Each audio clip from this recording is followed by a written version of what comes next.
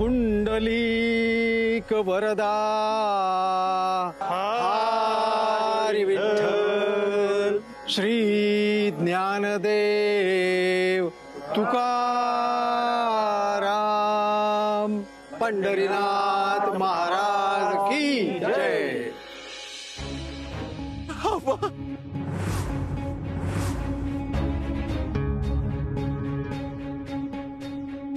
दादासाहेब, अहो गावाचा मान राखलात तुम्ही.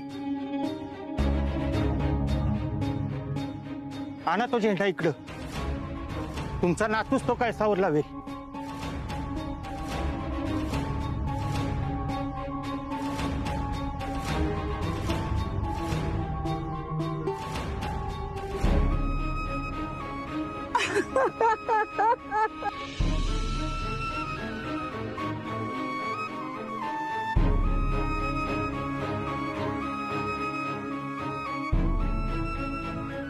मी इतके वर्ष कुठे होता?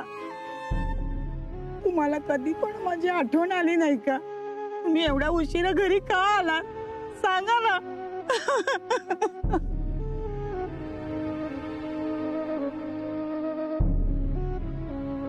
आमचे हे परत आले, बघितलं का तुम्ही? भाऊ, मी सांगत होते ना, माझं मन मला सांगते एक ना एक दिवस हे नक्की परत येणार. अरे राया, तुझा आजा परत आलाय. ते कैलासवासी लिहिलंय ना, ते खोडून टाका. माझं पुप्पू जिथं हाय.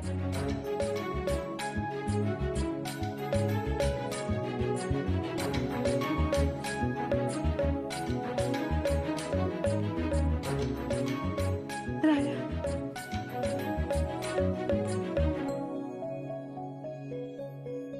आबा,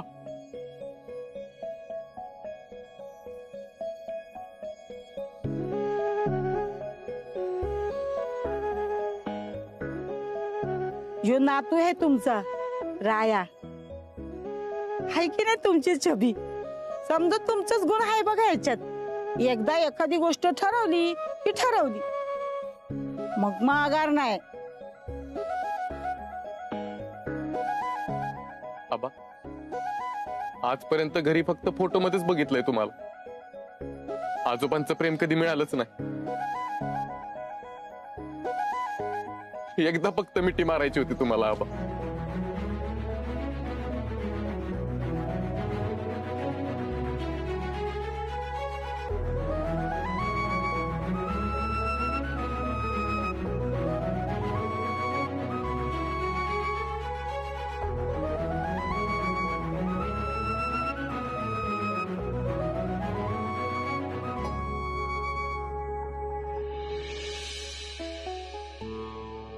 हो, ही आपली नात सून कृष्णा.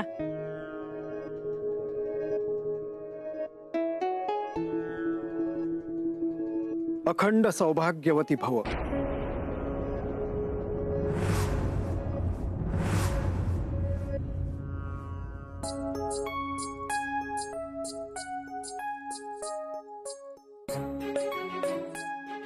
भाऊ, अरे बघ की किती वर्षाने तुझा आबा आलेत. त्यांना भेटणार नाहीस होय?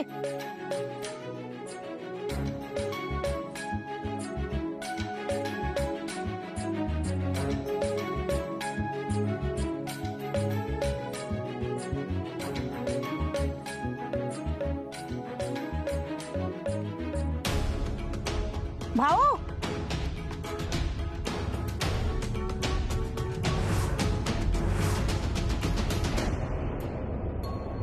हे काय चाललंय तुमच्या दोघांचं? तुम्हा दोघांना काहीच कसं वाटत नाही? ते लोक आपल्याला सोबत घेऊन नाही गेलेत. तिथे राया आणि कृष्णाच्या नावाचा पुन्हा सगळे उदो उदो करायला लागलेत. त्यांना मान मिळतोय आणि तुम्ही दोघं सफरचंद खात बसलात. आता आम्ही सफरचंद नाही खाल्लं म्हणून काय त्यासनी मान मिळायचं राहणार आहे बी? मला बी मस्त राग येतोय. मस्त असं वाटतंय उठावून काय तर करावं. त्या कृष्णीला हाताला धरून फराफरा बाहेर काढव. पण म्हणून काय लगेच तसं करून जमणार आहे का? तिला जर या घरातनं बाहेर काढायची असेल का नाही, तर वेगळा काहीतरी विचार करायला लागल. आणि हे बघ, माझ्या पोटात काय नसलं, मी उपाशी असली का नाही, माझं डोसकं काम देत नाही. त्याच्यामुळे मी सफरचंद खात्या. अगं मम्मीने एवढं पर्यंत चिरले ती वाया जा नको, काळी पडा नको म्हणून मी खातोय.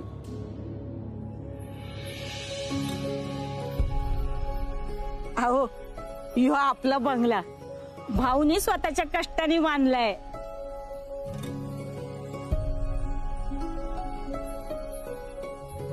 चला आतमध्ये.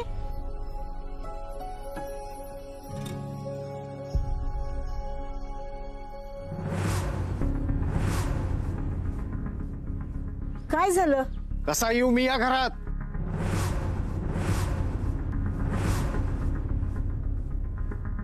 आमचं काही चुकलं का? ही काय पद्धत झाली?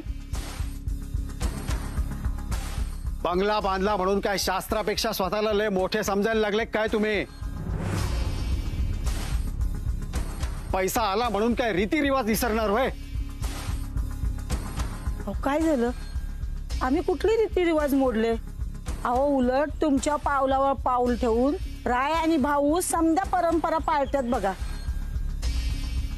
अहो आता गावातल्या मंदिरासाठी भाऊनीच देणगी दिली होती. बापाचं नाव कैलासवासी लिहायची लय घाई झाली होती. यात भाऊची काय बी चूक नाहीये. तिथं नसेल झाली चूक, पण इथं काय? बंगला बांधताना लक्ष नव्हतं तुझं? तुळशी वृंदावन हे दाराच्या समोरच पाहिजे आहे.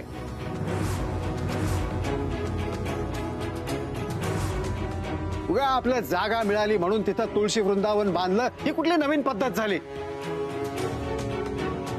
देवानं अक्कल दिली ती विकून बंगला बांधला की काय? हा साधं शास्त्र समजत नाही? आम्हाला हे अजिबात आवडलेलं नाहीये. अहो असं रागावू नका. नाही आलं लक्षात आमच्या कोणाच्या. आपण बदलू तुळशीची जागा. तुम्ही आज चला बघू.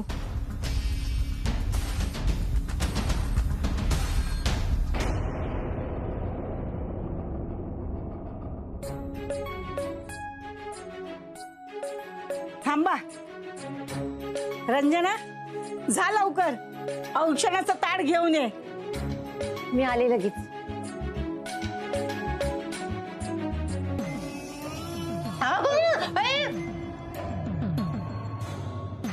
रंजे कसं झाला कार्यक्रम? सांगते मी.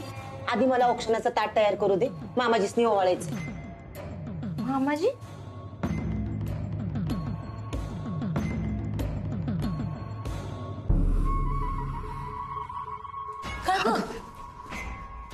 काय करतेस? काय झालं गुलेत्या? कोण आहेत ग हे? दादासाहेब माघारी आलं. कोण दादासाहेब? रणजीचा सासरा भाऊसाहेबांचं वडील आहेत दादासाहेब. रायान भाऊसाहेबांपेक्षा डेंजर आहे तो.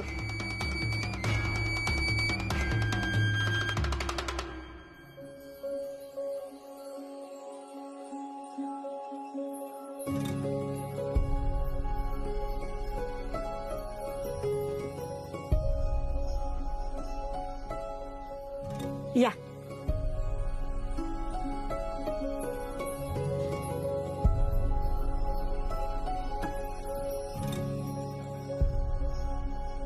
दादा बसा की.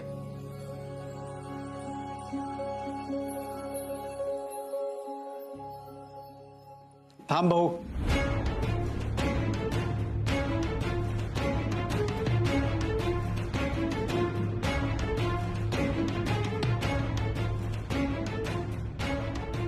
एवढा का रागावलायस आमच्या?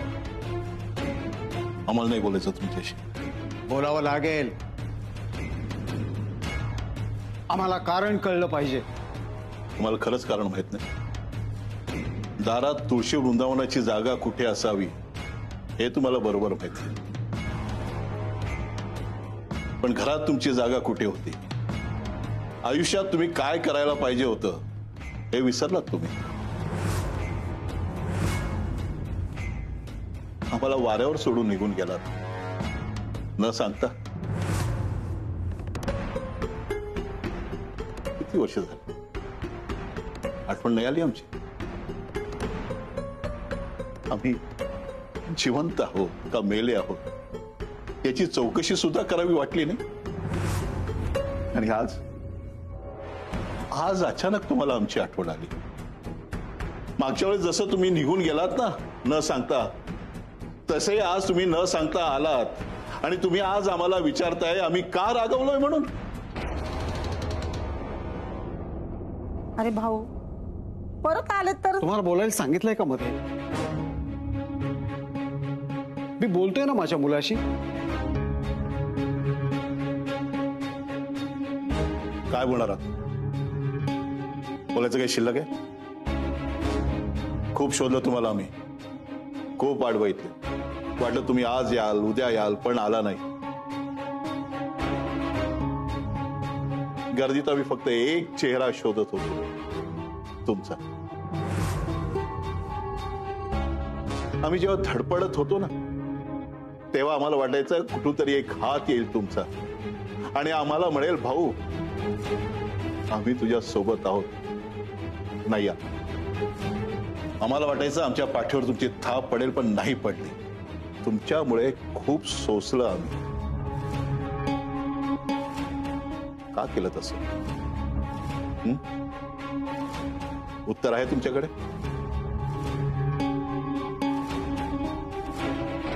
हो आहे ना, पण ते तुला द्यावं एवढा मोठा मी तुला मानत नाही. मी माझं आयुष्य माझ्या मनाप्रमाणे जगलो.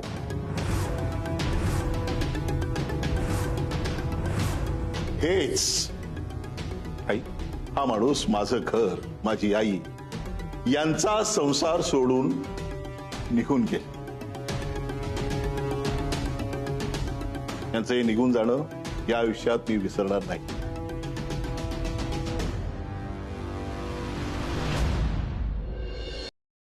या ही बघा, ही आपली खोली. भाऊंचं बोलणं मनावर घेऊ नका. तो माझ्यासारखा वाट बघत होता तुमची. त्याचा आजही तुमच्यावर पहिल्या इतका जीव आहे बघा.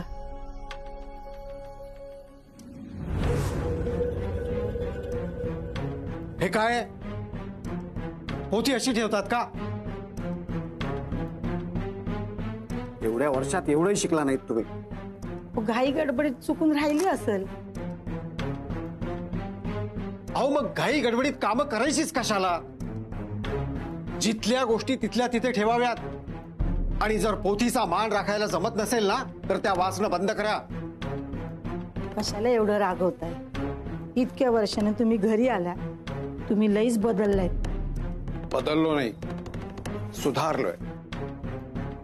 आम्हाला आता आयुष्यात काय करायचं ते कळलंय.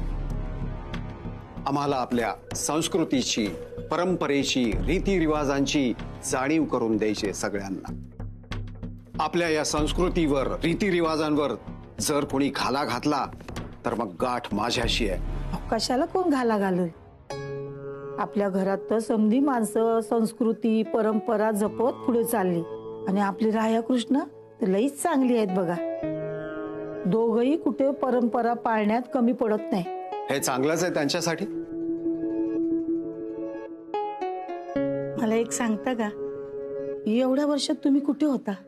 काय करत होता? आम्हाला सोडून तुम्ही कसे काय एकटे राहिला? आम्ही तुमची लई वाट बघितली बघा. तुम्ही निघून का गेलात असं आम्हाला सोडून? मी गेलो होतो आयुष्याचा अर्थ शोधायला, स्वतःचा शोध घ्यायला, गुरुचा शोध घ्यायला मी बाहेर पडलो. परमार्थ साधायचा असेल तर संसाराचा त्याग करावा लागतो असं मला वाटलं, म्हणून मी निघून गेलो. सगळ्याचा त्याग करून वेगवेगळ्या मंदिरात गेलो, देवाचं खूप केलं, त्याचा शोध घ्यायचा प्रयत्न केला, त्याच्या नामस्मरणात स्वतःला गुंतवून घेतलं. पण मग एवढ्या वर्षांनी मला कळलं की परमार्थ साधायचा तर संसार त्यागायची गरज नाहीये. माझ्या गुरूंनी मला यातून मोकळं केलं. आपली संस्कृती आणि परंपरा जपण्याचा वसा त्यांनी माझ्या हाती सोपवला आणि मी घरी परत आलो. हा, पण आता मला सोडून कुठं बी जाऊ नका. एवढ्या वर्षांनी मी अशी तुम्हाला या डोळ्यासमोर बघते. एक दिवस असा माझा गेला नाही की सकाळी उठून फोटो बघितला नाही. मनातल्या मनात देवापुढं तुम्ही परत यावं म्हणून प्रार्थना केली. हा बास झालं. आम्ही असं मेल्यासारखं रडू नका. जिवंत होत आम्ही अजून. आता या घरातून जाईल ते तिरडीवरूनच, नाहीतर ते शक्य नाही.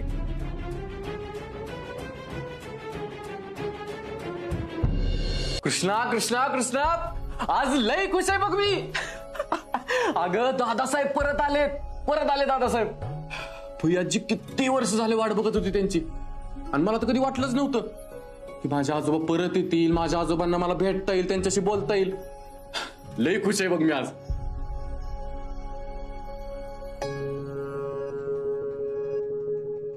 कृष्णा, तू का काय बोला नाहीस?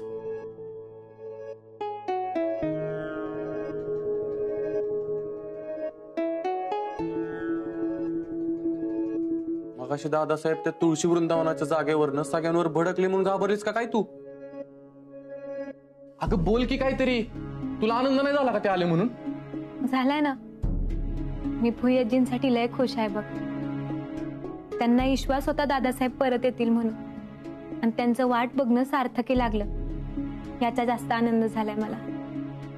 आपला माणूस आपल्यापासून लांब गेलाय आणि तो परत कधीच येणार नाही असं वाटत असताना त्याचं परत येणं, याचा आनंद काय असतो ना. हे तू जेव्हा माझ्यापासून लांब गेला होतास आणि मग परत मला न्यायला आला होतास ना, तेव्हा अनुभवलाय बघ. त्यामुळे दादासाहेब परत आले याचा मला लय आनंद झाला. अगं मग असा चेहरा का पाडलायस तू? कारण दादासाहेबांनी मला सौभाग्यवती भव असा आशीर्वाद दिलाय, आणि भुयाजींनी मी या घरची सून आहे अशी ओळख करून दिली आहे दादासाहेबांना. पण आता मी या घरची सून नाही राहिली आहे. कृष्णा, अगं फुईने तुला एवढ्या वेळा समजवलं तरी का परत परत तू असा विचार करतेस ग? कारण मला या सगळ्या गोष्टींची भीती वाटते राया. आपला घटस्फोट झालाय हे आता दादासाहेबांपासून पण लपवावं लागणार आहे. तू बघितलंस ना त्यांचा स्वभाव किती कडक आहे ते. त्यांना जर हे सगळं कळालं तर? नाही कळणार. आपण त्यांना काय कळूच द्यायचं नाही तर. मी आतापर्यंत भुयाजीकडनं, भाऊसाहेबांकडनं, अनाईकडनं फक्त ऐकलं होतं. आज तर प्रत्यक्षात बघितलंय. त्यावरनं मला खात्री पटली आहे दादासाहेब एकदम कडक शिस्तीचे आणि संस्काराचे आहेत. त्यांना हे सगळं नाही पटणार. एक वेळ भाऊसाहेबांना आपल्या घटस्फोटाबद्दल कळलं ना तरी ते बी आपल्याला माफ करतील, पण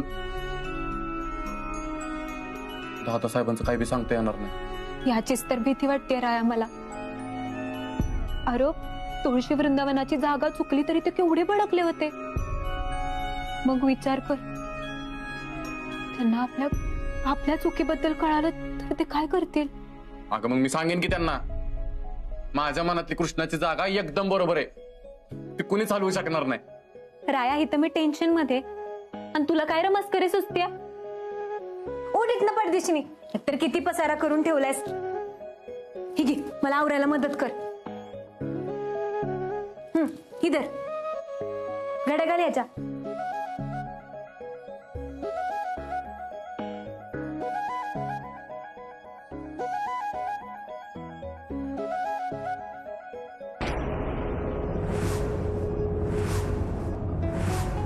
कृष्णा, अगं सांभाळून की. घटस्फोटाचं पेपर आहेत ते. तुला वाटत असेल ना कुणाला कळू नये तर तिला लपवून ठेव पटकन. चुकून जर दादासाहेबांना कळालं ना तर काय खरं नाही बघ. याचा विचार बी नको.